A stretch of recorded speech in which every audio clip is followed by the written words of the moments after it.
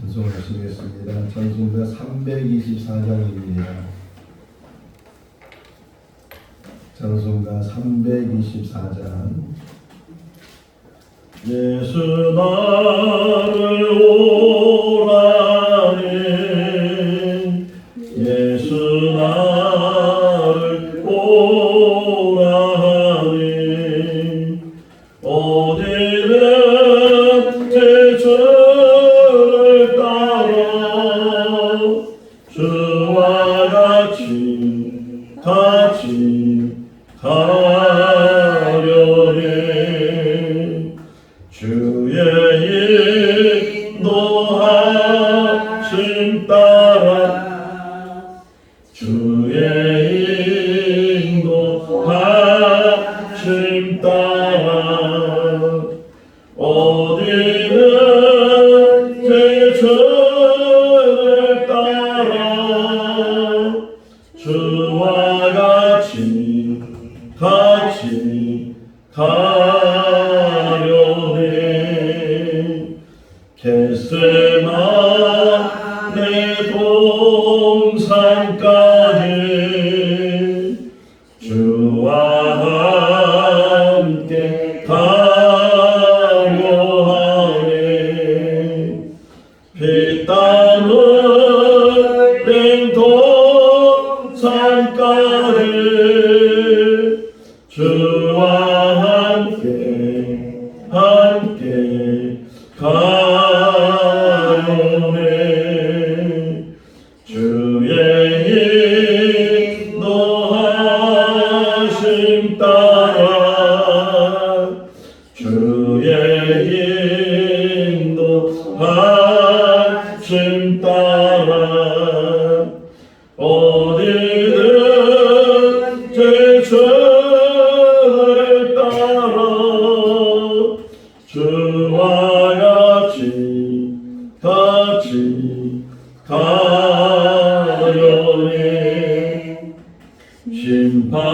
심판하실 자리까지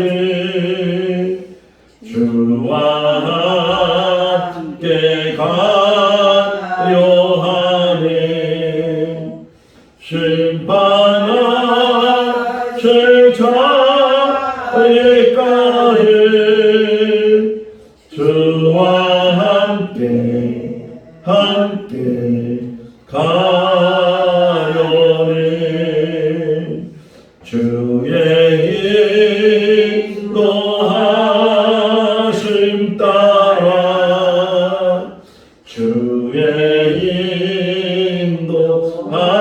인도하심 따라 어디든 제 죄를 따라 주와 같이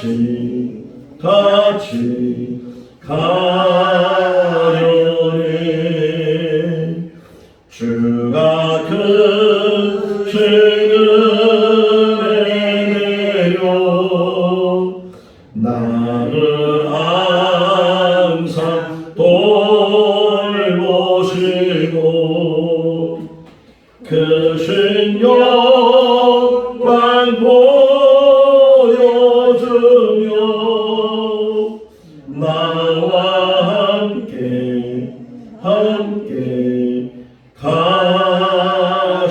가시네 주의 인도하심 따라 주의 인도하심 따라 어디든 제 죄를 따라 주와 같이 가려니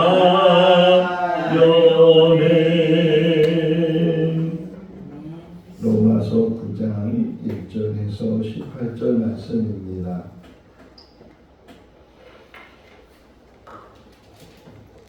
로마서 9장 1절에서 18절 말씀. 내가 그리스도 안에서 참말을 하고 거짓말을 아니하노라. 나에게 큰 근심이 있는 것과 마음이 그치지 않는 고통이 있는 것을 내 양심이 성령 안에서 나와 더불어 증언하노니 나의 이제 곧 고르게 신척을 위하여 내 자신이 저주를 받아 그리스도에게서 끊어질지라도 원하는 바로라.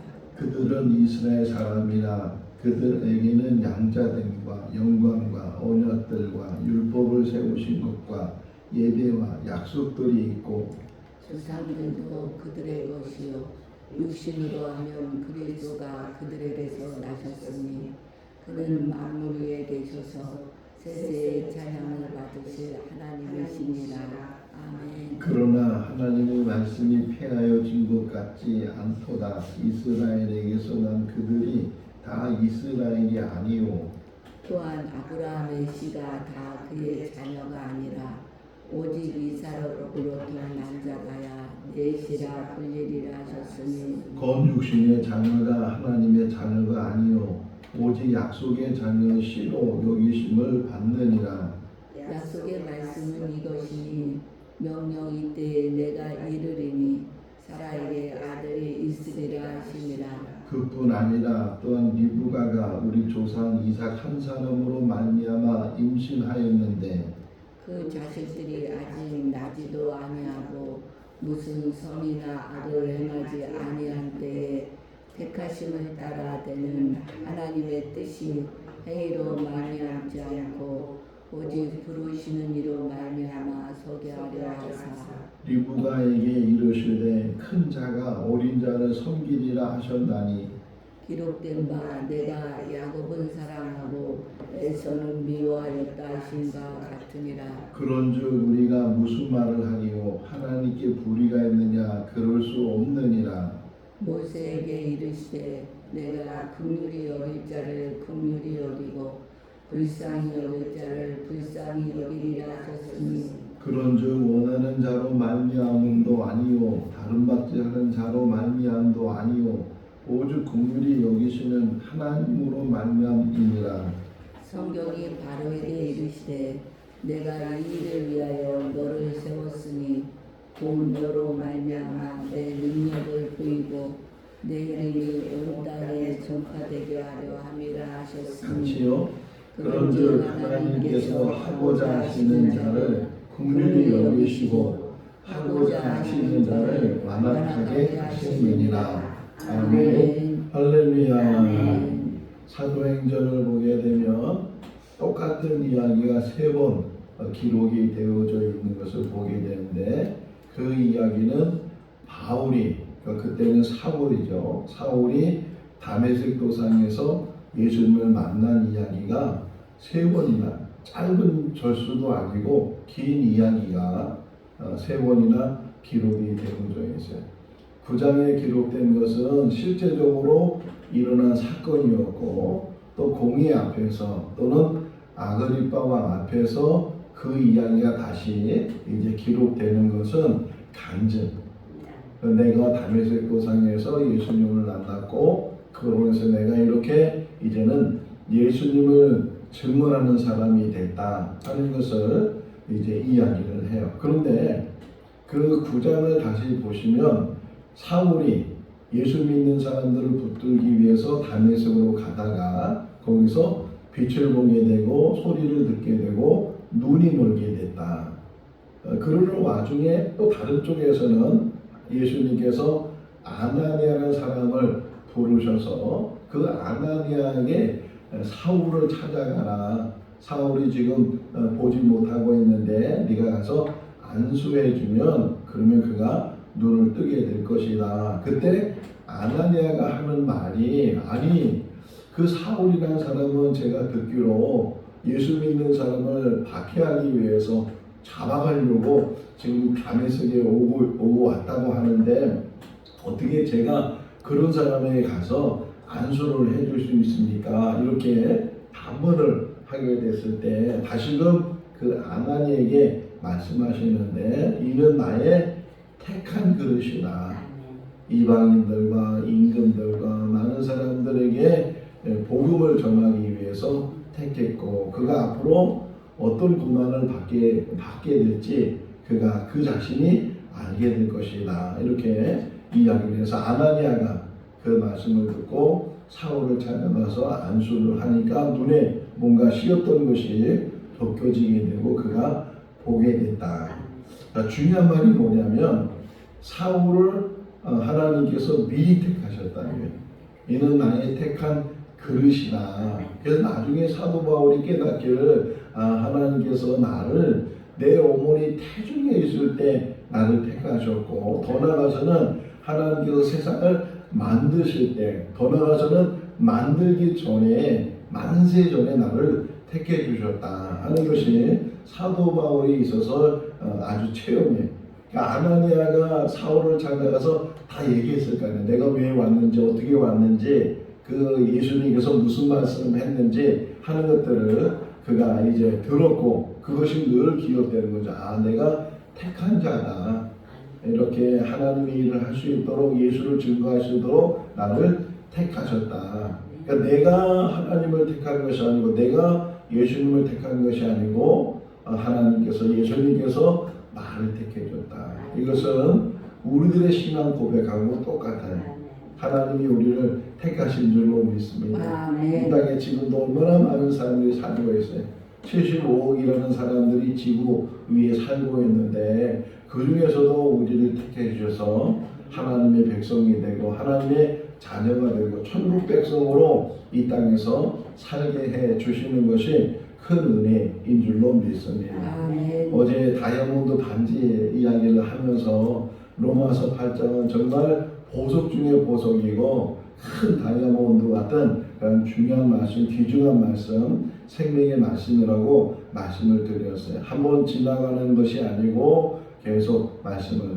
제가 어제 본 책 중에 하나가 훌륭한 학자들을 보니까 반복되는 게 있는데 공통점이 있다는 거예요. 근데 어떤 책을 읽든지 그 책을 집중적으로 읽고 여러 번 읽었다는 거예요. 그러면서 스폴전, 그러니까 19세기에 가장 설교를 잘했다는 그 스폴전 목사님은 철로역정, 존 보년이 쓴 철로역정을 적어도 100번 이상을 읽었다는 거예요. 한 권의 책을. 얼마나 바빠요. 목회하기 바쁘고 설교하기 바쁘고 뭐 많은 바쁜 일이 있는데도 불구하고 한 권의 책을 붙들고서 그 책을 한두 번도 아니고 수십 번도 아니고 100번 이상 그 책을 읽은 것처럼. 근데 그분이 강조하는 건 성경을 어떻게 읽어야 되는지, 성경을 어떻게 우리가 계속 붙들고 있어야 되는지 하는 것들을 이제 이야기를 해주고 있는데, 부분적으로 성경을 읽을 때는 천천히 읽으라는 거예요. 천천히 부분적으로.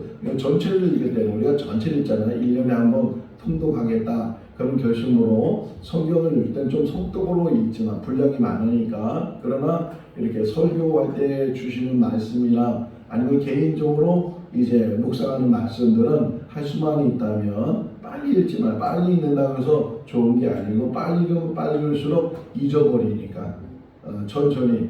어제 우리 아내하고 좀 이야기하면서 학달해야 되는 이야기, 말씀에 대한 이야기인데 그 말씀은 외웠다고 해서 다 외워지는 게 아니잖아요. 오늘 외웠는데 또 내일 가면 기억이 안 나는 게, 그게 당연한 일이고 그렇게 돼야 되는데 이게 반복되는 거죠.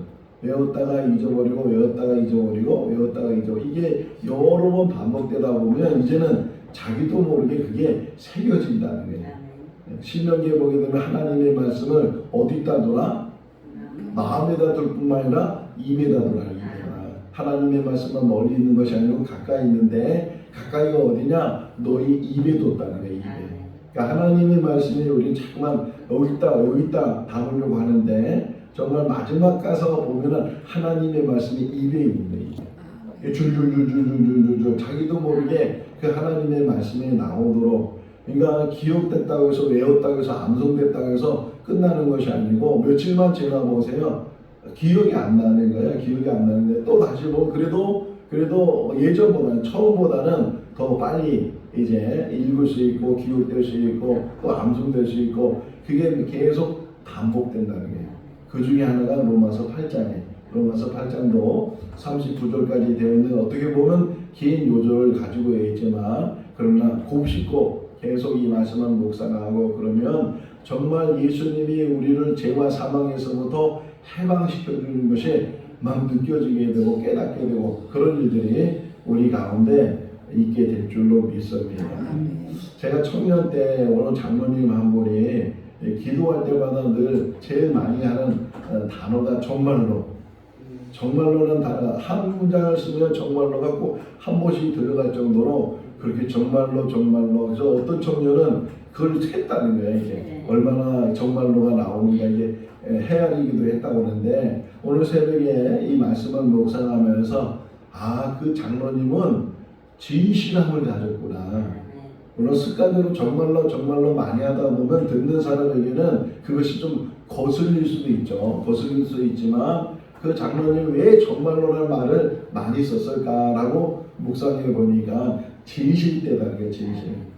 이건 내가 간구하는 건 진실됩니다. 정말로 그러잖아요. 이건 참말입니다. 이건 내 마음에서 갖고 있는 그런 간구함입니다. 이런 의미들이 있잖아요. 예수님께서도 이렇게 사람들과 또 제자들과 대화를 나누면서 가끔 진실로라는 말 쓰셔요. 진실로 너에게 이르노니 또 마태마가 누가는 진실로 이렇게 한 번로 쓰지만 요한복음을 보시면 진실로 너에게 이르노니 이렇게 두 번씩이나 예수님이 쓰신 걸 보게 되는데 진실로라는 말 그냥도 말씀할 수 있지만 진실로 너에게 이르노니 이 말은 정말 이 말은 잘 들어야 되고 강곡한 말이다 이런 의미를 가지고 있는 것처럼 오늘 본문의 시작을 보면 1절 2절 묶여져 있죠. 9장 1절에 묶여져 있는데 내가 참말로 이 참말이라는 말을 참말로 내가 말하고 있지 거짓말이 아니다 이렇게 바울이 표현을 하고 있어요. 그냥 일반적으로 말할 수 있는데 참말로 남대문 시장에 가면 자판하는 할머니 중에 기름을 바르는데 참기름을 바르는데 뭐라고 썼다고요? 참자가 몇 개 들어간지 몰라. 가짜가 너무 많으니까 참기름이라고 하는데 중국산이고 거기에 뭐 여러 가지 섞고 그러다 보니까 이건 진짜입니다. 내가 참기를 심어서 짜가지고서 내가 참기름입니다. 이렇게 선전하고 있는 것처럼 지금 바울이 내가 참말로 말하는데 나는 정말 심히 괴로움을 가지고 있다. 그래서 제가 어떤 괴로움일까? 아니 육신이 너무 가시가 있어서 아니면 복음 전하면서 여러 가지 어려운 환난이 있어서 심히 괴로운가 이렇게 생각해 봤는데 근데 3절이 그걸 얘기해. 왜 자기가 그렇게 마음이 고통스럽고 왜 그렇게 괴로운지 3절 한번 읽어볼까요? 나의 형제 곧 보육의 친척을 위하여 내 자신이 저주를 받아 그리스도에게서 끊어질지라도 원하는 바로다. 그가 근심을 가지고 있고 또 괴로움을 가지고 있고 정말 참말로 말하는데 근데 이 근심과 괴로움이 뭐냐? 내 백성들, 내 민족들 그래서 4절 보면 곧 이스라엘이라 이렇게 표현하고 있는 것처럼 나는 하나님으로부터 어떤 사도로 부름받았어요? 이방인의 사도. 나는 이방인의 사도로 헬라 사람이나 다른 민족들에게 복음을 전하지만 그러나 내가 가지고 있는 열망이 뭐냐? 내 민족이 예수님을 만나서 예수님을 영접하고 거듭나기를 내가 바라고 있는데 근데 실상은 그렇게 내가 바라는 대로 하지 않고 내 민족이 예수님을 배척하고 예수님 시대에도 예수님을 죽인 사람들이 누구예요? 물론 빌라도가 심판을 내렸지만 예수님을 십자가에 못 박아 외쳤던 사람이 그 유대인들이라고 이스라엘 사람들 같은 민족이었단 말이에요. 그들이 예수님을 배척하고 예수님을 십자가에 못 박은 것처럼 지금도 이 복음을 전하면서 바울이 이방인들은 그렇게 복음을 전하며 받아들이고 기뻐하고 거듭나고 예수 사람이 되고 그러는데 그 반면에 오히려 먼저 하나님의 택함을 받았고 먼저 하나님께서 말씀을 주셨고 이거 보세요. 이들이 얼마나 축복받는가. 4절 한번 보실까요? 그들은 이스라엘 사람이라 그들에게는 양자들과 영광과 언약들과 율법을 세우신 것과 예배와 약속들이 있고 이렇게 많은 선물을 미리 주셨는데 하나님께서는 미리 양자라는 건 뭐야? 아들 삼았다, 자녀 삼았다. 오히려 이스라엘 백성들이 가지고 있는 선민 사상에 대해서도 이렇게 너희들을 하나님이 택해 주셨다. 아브라함을 누가 택하셨어요? 하나님이 택하셨다. 아브라함이 하나님을 택한 것이 아니고 하나님께서 그 많은 사람들 가운데 한 사람을 택해 주셨는데 그 사람이 아브라함이고 그 아브라함의 자손들이 바로 너희 이스라엘 사람들이고 유대인들이다. 그것만 있느냐? 여기 보면 양자됨과 약속들도 있고 영광도 있고 언약도 있고 율법도 있고 예배도 있고 정말 별의별 그런 것들을 다 미리 받았는데도 불구하고 깨닫지 못한다는 게 예수님 말씀 중에서 항상 우리가 잘 귀담아 들어야 될 것 중에 하나가 먼저 된 자가 나중 되고 나중 된 자가 먼저 된다. 이런 말씀이 있는 것을 잘 유념해야 돼요. 벌써 우리가 신앙생활한 지 수십 년 됐잖아요. 저희 아내 같은 경우는 모태신앙이니까 태어나기 전부터 그리스도인이 돼가지고서 태어나서 그 기독교 가정 안에서 자라 이제까지 신앙생활을 했으니까 얼마나 오랫동안 신앙생활을 했어요. 근데 그것이 오히려 걸림돌이 돼서는 안 된다는 게 오래 하다 보면 자기도 모르게 타성이 붙어버려요. 습관이 돼버려요. 바리새인들 보세요. 바리새라는 것은 분리되다. 이렇게 분리된 사람. 그러니까 하나님의 말씀에 붙들리고 세상과 분리되고 이제 말씀대로 살기로 결심하고 말씀을 붙들고 말씀 안에 거하는 사람이 바리새인인데, 근데 예수님은 마태복음 24장에서 보면 화 있을진저 바리새인들아 이렇게 계속 7번 책망하는 말씀을 볼 수 있는 것처럼 우리도 모르는 사이에 이스라엘 백성들도 자신도 모르는 사이에 껍데기만 남아있다는 거예요. 형식만 남아있고 외식만 남아있고 껍데기만 남아있는 것처럼 지금도 우리에게 말씀해요. 요한계시록 보면 7교회에 대한 이야기가 나오잖아요. 제일 먼저 나오는 이야기, 교회가 어느 교회예요? 에베소 교회란 말이에요. 에베소 교회에서 막 칭찬도 하기도 하지만 책망하잖아요. 책망하는 게 뭐예요? 처음 사랑을 잃어버렸다. 첫사랑을 잃어버렸다. 우리도 오늘도 이렇게 오랫동안 신앙 살다 보니까 정말 처음 사랑을 잃어버렸죠. 순수한 사랑을 잃어버리게 되고 그러다 보니까 그냥 신앙생활하는 게 너무 힘들기도 하고 그냥 신앙생활하는데도 불구하고 은혜도 없고 깨달음도 없고 기쁨도 없고 즐거움도 없고 왜 그래요? 내가 배우는 거예요. 내가 정말 그 처음 사랑 가지고 그 하나님에 대한 그 기쁨을 가지고 예수 만난 그 기쁨을 가지고 그런 삶을 우리가 살아야 되는데 어느덧 그것이 다 굳어져 버리고 그러다 보니까 그냥 형식만 남아있다는 거예요. 교회 오는 것도 기다림도 없고 기대도 없고 정말 예배 드릴 때마다 어떤 말씀을 주실지 오늘 어떤 비밀을 깨닫게 될지 어떻게 하늘문에 열리고 하나님께서 어떻게 우리와 함께 하실지 그런 것들을 사모하지도 못하고 그냥 왔다가 가니까 오긴 왔는데 또 발걸음을 돌리면 무슨 말씀을 들었는지 어떤 은혜를 받았는지 모르고 그냥 가고 또 하루 생활하고 또 하고 이게 어떻게 보면 형식이 될 수 있다는 게 늘 우리에게 사모하는 마음이 회복될 수 있기를 바랍니다. 형식이 아니고 껍질이 아니고 오래 닿다는 것이 우리의 자랑이 아니고 정말 설레임으로 뭐 아이스크림 이름에 설렘이 있는데 정말 우리에게 설렘이 식지 않도록 에스겔서에 보니까 어느덧 마음이 굳어져 있고 마음이 돌같이 되어 있다는 게 그러니까 그것을 바꾸는 게 뭐냐? 영으로 하나님이 영이 오니까 그 굳어져 있는 마음이 부드러운 마음으로 그러니까 성령이에요. 성령. 늘 강조되는 게 로마서 8장이 뭐예요? 성령장이라고 하네. 성령을 통해서 새롭게 하시는 것처럼 늘 우리에게 성령 충만이 있을 수 있기를 바랍니다. 새로움으로 늘 기쁨을 가지고 감사를 가지고 어제 제가 철로역정을 읽었어요. 스펄전 목사님이 100번 이상 읽었다고 하니까 나도 한번 읽어보자. 그래서 다시 더 은혜가 되는 전에 봤는데도 기억이 안 나지만 다시 어제 읽으면서 너무 은혜가 됐어요.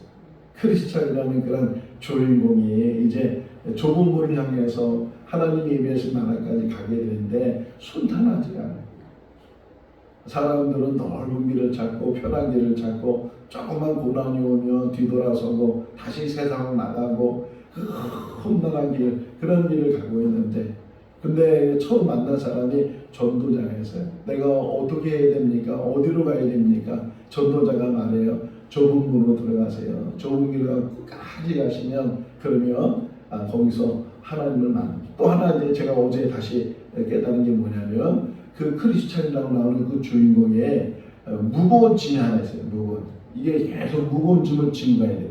그냥 가는 것도 힘든데 이 무거운 짐을 지고 이 가려고 하는 거 얼마나 힘들겠어요. 그럼에도 불구하고 또 하나 자세히 관찰해 보면 그 사람 손에는 하나님의 말씀이 있어요. 아, 이게 은혜구나.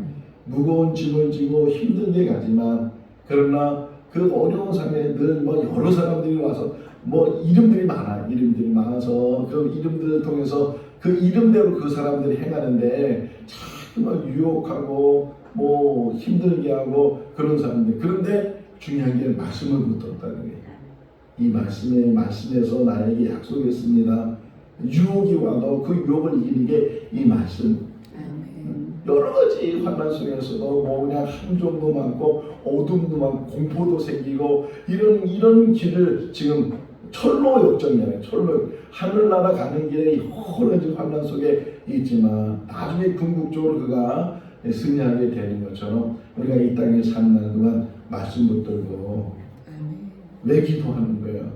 넘어지지 않기 위해서, 세상도 다시 돌아가지 않기 위해서, 하나님과 교제하고 하나님과 더 가까이 가고 하나님과 더 깊어지기 위해서. 기도만큼 강력한 무기는 없다네. 할렐루야. 우리는 기도하려고 애쓰지만 사단은 기도를 멈추게 하려고 애쓴다는 거예요. 여기에 영적 싸움이에요. 기도하려고 하면 자꾸만 이런 일 생기고 저런 일 생기고 기도 못하게 하고 육신적으로 피곤하게 하고 또 이런 저런 일 생겨서 그래서 기도의 자리 자꾸만 떠나가게 하고 이런 일들이 우리 삶 가운데 일어나게 한다. 왜? 기도처럼 강력한 힘이 없기 때문에. 이 땅에 사는 힘이 기도에 있다. 저도 다시 돌아가서 보면 사도 바울이 그렇게 열망했는데 자기 민족들은 그렇게 미리 선물을 많이 받고 그렇게 은혜가 먼저 있었고, 여기 보세요. 5절에 보게 되면 조상들도 그들의 것이었다. 아브라함, 이삭, 야곱, 요셉, 모세 다 이 조상들이 다 그 유대인들이잖아요. 심지어는 예수님도 유대인이었다. 육신적으로 예수님도 보면 그들 가운데서 태어나셨다. 근데 예수님이 누구시냐? 중요한 말은 다시 5절 다시 한번 해볼까요? 조상들도 그들의 것이요 육신으로 하면 나셨으니 그는 만물에 계셔서 세상에 찬양을 받으실 하나님이시다. 아멘. 예수님이 누구라고요? 하나님이시다. 이 고백이 우리 고백이 될 수 있기를 바랍니다. 예수님이 누구냐고? 하나님이시다. 이걸 설명했잖아요. 하나님이 사람이 되셨다. 요한복음에서 쭉 설명하고 있는 것처럼, 그러니까 예수님은 하나님이신데 그 사람이 돼서 이 땅에 오셨다. 그 목적이 있는 거란 말이에요. 왜 오셨는가? 죄로부터 죽음으로부터 이제 해방시켜 주시기 위해서, 구원시켜 주기 위해서 그분이 구원자가 되신다, 이렇게 말씀을 해 주고 있어요. 그러면서 8절 좀 내려가서 보시면 두 부류로 나눠요. 하나는 육신의 자녀와 또 하나는 뭐예요? 약속의 자녀. 아브라함이 두 아들을 대표적으로 나중에 그르라는 사람 만나고 구두라는 사람 만나서 또 자녀를 낳지만 대표적인 자녀가 하갈이 낳은 아들이 있고 사라가 낳은 아들이 있다는 거예요. 그러니까 하갈이 낳은 아들은 육신의 자녀이고 사라가 낳은 자녀는 약속의 자녀다. 그 창세기에 나오잖아요. 이 하갈은 육신적으로 이 사라의 계획 속에서 처음으로 이 하갈을 줘서, 그래서 하갈을 통해서 이스마엘을 낳지만 그것이 약속이 아니고 약속의 자녀가 아니고 임신하지 못하는 상황. 이제는 다 경수도 끊어지게 되고 아브라함도 나이가 많이 들어서 도저히 이제 아기를 가지시는 그런 상황. 그럼에도 불구하고 하나님께서 찾아오셔서 내년 이맘때에 사라가 아들을 낳을 것이다. 그 아들의 이름이 이삭이다. 이렇게 말해주면서 그때 사라가 그 천막 밖에서 그 이야기 들었어요. 웃었다 그러잖아요. 아니, 내 남편은 나이가 많고 나는 벌써 생리하지 않은 지가 벌써 오래됐는데 내가 어떻게 아기를 가질 수 있는가. 그럼에도 불구하고 정말 임신을 했다. 왜? 약속의 자녀이기 때문에. 이 의미가 뭐냐면 하나님이 하신다는 거예요. 이거는 이스마엘은 뭐예요? 사람인 거잖아요. 사람의 힘으로 사람의 방법으로 이스마엘을 낳았지만 이삭은 하나님의 방법으로 하나님의 능력으로 하나님의 하셨다. 도담 설명이 또 그거예요. 리브가가 임신을 했는데 20년 만에 임신한 거예요. 이삭이 40살에 결혼해서 60살에 이제 임신을 하게 됐으니까 20년 동안에 아기가 없다가 정말 아기가 있는데 그것도 쌍둥이가 배 안에서 두 아이가 막 티격태격 싸우기도 하고 막 그러니까 그래서 이삭과 리브가가 하나님께 물었다고 이게 어찌된 일입니까? 그랬을 때 나오는 이야기가 뭐예요? 큰 자가 작은 자를 섬기게 될 태어나기도 전에 미리 하나님께서 그들에게 이게 뭐예요? 예정에 대한 이야기예요. 하나님의 선택에 대한 이야기. 그러니까 우리가 하나님을 선택한 것이 아니고 하나님이 만세전부터 우리를 택하시고 우리를 알고 계시다는 거예요. 그리고 우리를 진노. 이사야 43장 1절 말씀에는 내가 너를 진노하니 너는 내 것이다. 이렇게 말씀한 것처럼 은혜, 이걸 왜 말하냐?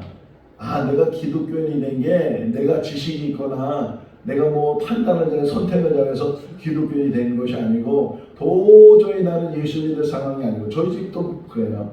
저희 어머니 때까지가 불교였거든요. 저희 외할머니 집에 가면 옛날에 무다락이라고 이렇게 벽에 조그만 다락이 있는데 거기 이렇게 너무 놀랐어요. 혹시 먹을 게 있나 꽃감이 있나 이게 열어봤는데 그냥 부처가 딱 이렇게 앉아 있더라고요. 너무 놀라. 어릴 때 얼마나 놀라겠어요. 그런 불교 집안이었는데 근데 저희 어머니가 주인집 아줌마니 전도를 받고 교회 다니면서 우리들 이렇게 어릴 때 데리고 다니고 그래서 제가 기독교인이 되고 목사가 되고 지금도 이렇게 목회를 하고 있는데 보니까 잘나서 된 게 아니고 뭐 자격이 있어야 된 게 아니고 목사 될 자격이 전혀 없어요. 뭐 저는 또 성격적으로 내성적이라 사람들 앞에 이렇게 나서지도 못하고 이게 뭐 교회 생활하고 설교하고 이럴 때는 이게 나서서 말하지만 실제로 저희 아내와 저 사는 거 보면요 제가 얼마나 소극적이고 내성적인지 사람 만나는 거에 대해서도 많이 하지도 못하고 그런 성품이고 또 자격이 또 없는 그런 사람들에 불구하고 하나님이 이렇게 택해 주시고 또 이렇게 산날 동안 하나님의 일을 할 수 있다는 것이 은혜예요. 우리는 다 은혜 가운데 사는 줄로 믿습니다. 자랑할 게 뭐가 있겠어요? 내가 이만큼 했다고 뭘 자랑할 수 있겠어요? 다 하나님의 은혜 가운데 사는 것이고 감사 가운데 사는 것이고 늘 그것이 우리의 즐거움이고 우리의 소망이고 우리의 기쁨이고 다 은혜인 줄로 믿습니다. 그러면 다 모든 것들이 다 좋아 보이게 되고 사람이 똑같은 걸 봐도 보는 것에 따라서 사람이 다르잖아요. 다 좋게 보면 모든 것들은 다 좋게 보이는데 또 그것이 나쁘게 보면 다 눈에 거슬리는 거고 또 그런 일들이 우리 가운데 있는데 우리는 약속의 자녀고 그리고 하나님이 미리 태중 안에 있을 때부터 큰 자와 작은 자를 설명하면서 큰 자가 작은 자를 섬기게 될 거다. 큰 자가 누구였어요? 에서였다가 아니 야곱이 먼저 나올 뻔했잖아요. 자기가 늦게 나오니까 발목을 잡고 나와서 그래서 발목 붙은 사람에서 야곱이라고 이름이 지어졌는데 그럼에도 불구하고 하나님이 다 택하신다는 거예요. 근데 하나님이 미리 택하되 이게 잘못된 일이냐? 그럴 수 없다. 나중에 또 넘어가면 토기장이 이야기가 나와요.